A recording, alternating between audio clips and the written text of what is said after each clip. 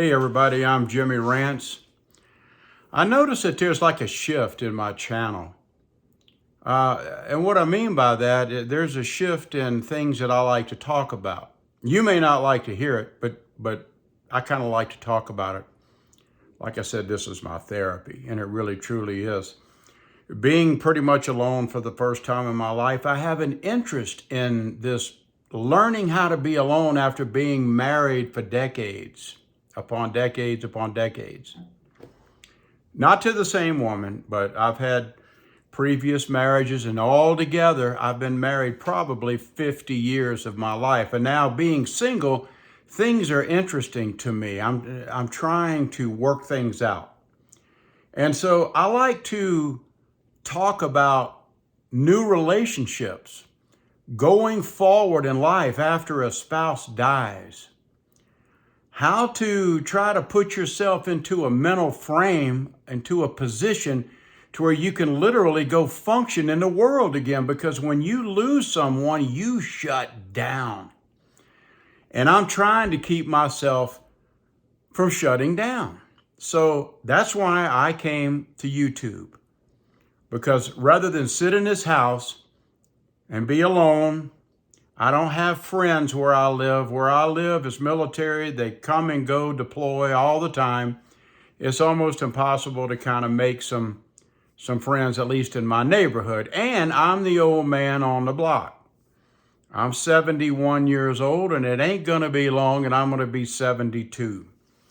So I like to talk about these things, and I may gear my channel for the now, I may gear it to talking about how to make it past, I don't know the word. I don't know how I'm going to go on and deal with life without my wife, but I got to figure it out. And that's what I'm trying to figure out. I don't have a big script or anything, I guess I'm just talking off the top of my head. But I want to talk about, because this is very popular. I remember back in the day when you said that you met your mate, your partner online, people treated that like, boy, that's taboo. That's not normal. But you know what? Today, that is the norm, meeting somebody online. A lot of people, especially like me, I don't hang out in bars. I don't hang out in bowling alleys. I don't hang out down at the VFW and talk about how great we were in the military when most of the people were just regular average Joes. Here's another thing that gets me. I'm getting off topic, but it really gets to me. When people say, thank you for your service. If a lot of you non-military people really knew what goes on in the service, most people in the service, I'm not talking about combat vets, but they do nothing. They work, they get drunk, they lay around. They don't do nothing special, but thank you for your service. I don't know. I get it. I mean, I'm a vet myself. Thank you for your service. Please don't thank me for my service. I didn't do anything special. Let's get back on long distance relationships. Do they work? I have just a little teeny tiny bit of experience with long distance relationships. And in my case, it worked. That's the way I met my wife, Bobby. I did. I met her through a friend of mine in Florida. And this friend of mine hooked me and Bobby up. And Bobby and I started talking online, and before you know it, we fell in love and we ended up getting married. And we stayed married, happily married, until the day she passed away. So it can work. It can work. But I did a little poking around. I don't know if these stats are right. I don't know. But do you know that 58% is the success rate for people who meet online? I'm talking about people who meet online and live long distance away from each other. You're not in the same city. You don't even live in the same state. You live far apart. Like me, I live in Colorado. I'm almost in the dead center of the United States, a little bit to the west. Kansas is pretty much the dead center, I guess, in the United States. But what I thought was interesting is that the breakup rate, according to these studies, and these studies kind of come from these places like that eHarmony.com or whatever you call it, some of these matchmaking sites.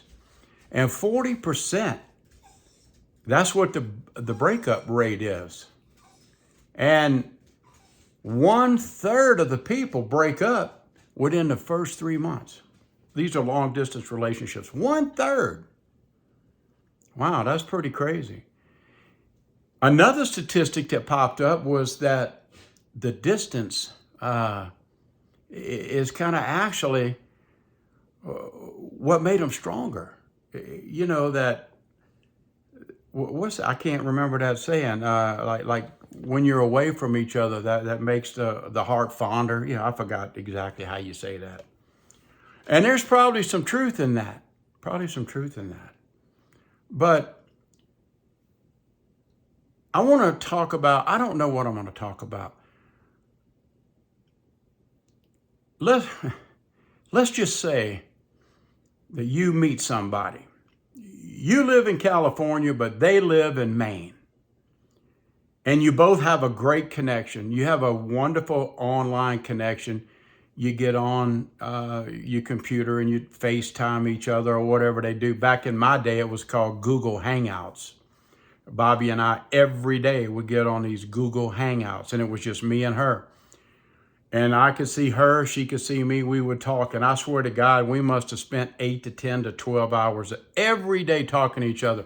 I loved talking to Bobby. She loved talking to me. And we did this for a year. We did it for a year. It's like, I can't tell you how online, and this will happen, and maybe it's happened to you, or maybe it will happen to you. But I swear to God, when I woke up, Bobby was the first thought in my mind. And when I went to sleep every night, Bobby was she was the last thing on my mind. I was that crazy about that girl. But we lucked out because after we were talking back and forth and getting to know each other, it got to a point where we couldn't stand it anymore. We had to be together. And I remember this vividly. She goes, Jim, I hope you don't mind that I did this, and I can cancel it if you're against this, but right here, while I've been talking to you online, I just booked a flight to Colorado Springs. I have to be with you. I have to be with you. And Jim, if it's okay with you, it's a one-way flight. I don't ever want to leave. Now that was pretty gutsy, but let me tell you something. That made me feel so alive, so alive.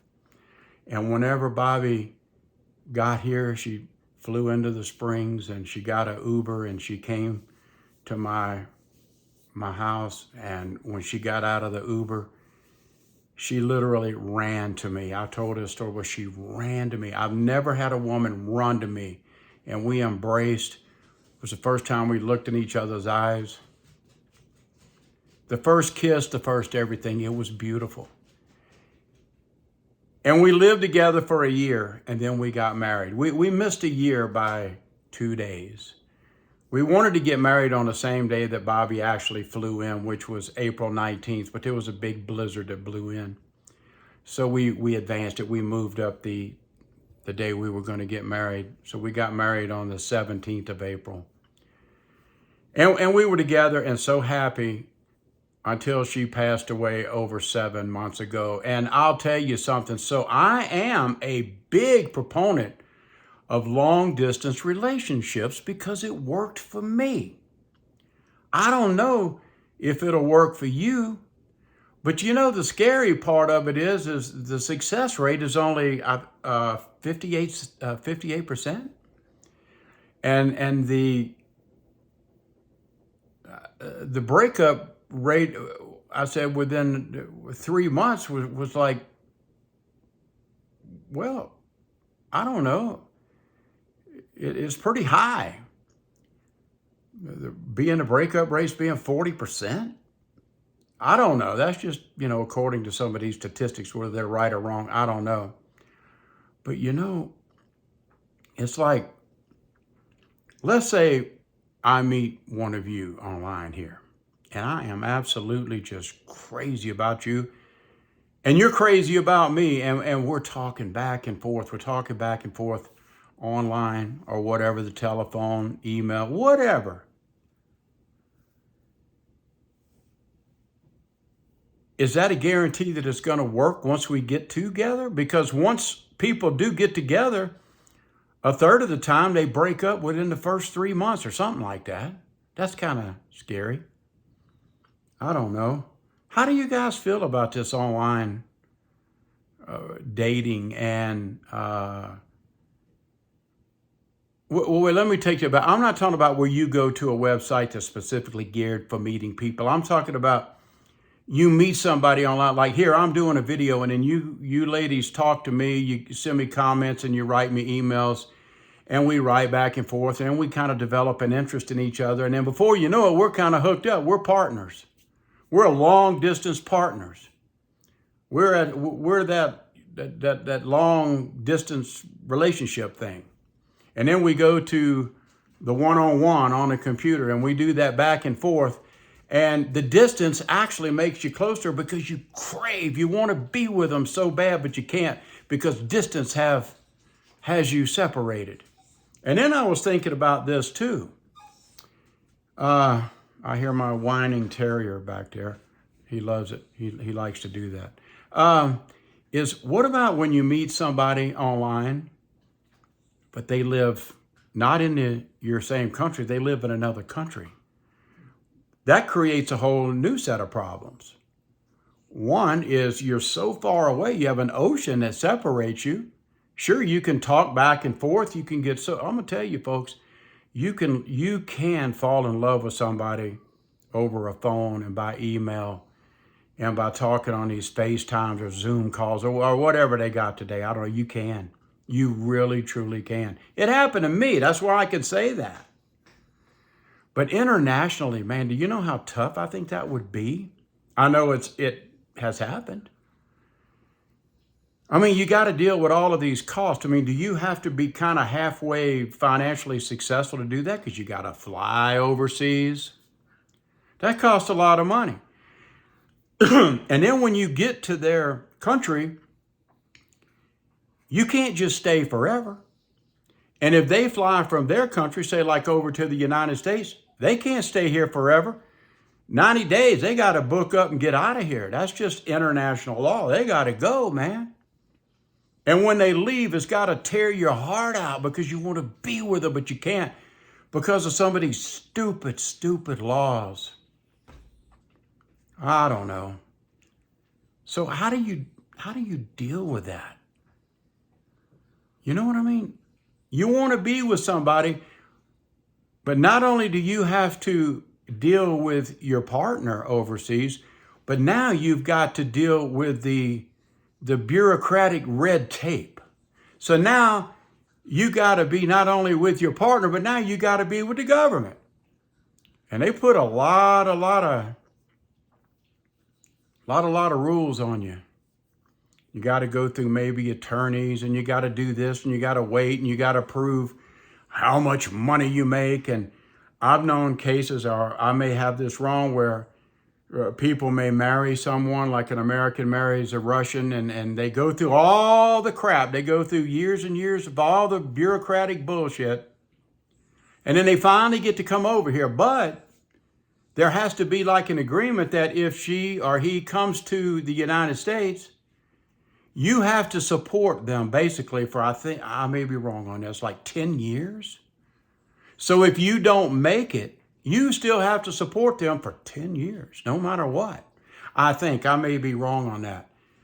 Again, it's such a burden. It's such a burden that some of these laws do.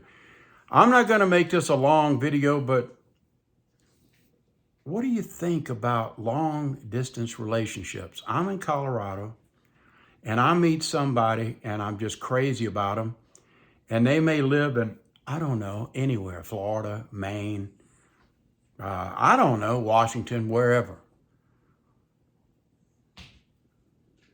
Do you have what it takes, do you think, to make it work?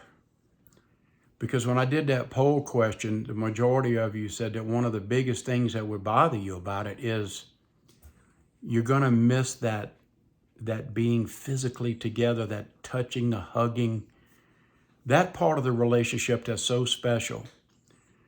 It's like in my marriage every day, Bobby and I, we hugged and gave each other a kiss every day. We made sure we did that. We didn't force it, we just did it. And it really bonded us. It made us feel like we were very important to each other. But when you're long distance, you can't do that. It's hard to give a cyber hug, say, hey, baby, I love you. Here's my hug. Here's another one. It just ain't the same as, hugging them. I'm gonna get off of here now, folks. But again, I may talk a little bit about how a widow, how they suffer, they hurt, they grieve, but they got to pull themselves out of this rut that they're in. And I'm slowly getting there. I have my days, I have my moments. And how to try to go forward in life, how to find out if you want to be single or do you want to be alone. A lot of schools of thought, people love being alone. A lot of people love being together. I don't know. I guess that's up to you. That's an individual thing. So thank you for listening, guys. I really appreciate it. And I'm really glad you're here. I really am. You guys are better than therapy, I'm telling you. Take care. I'm Jimmy Rance.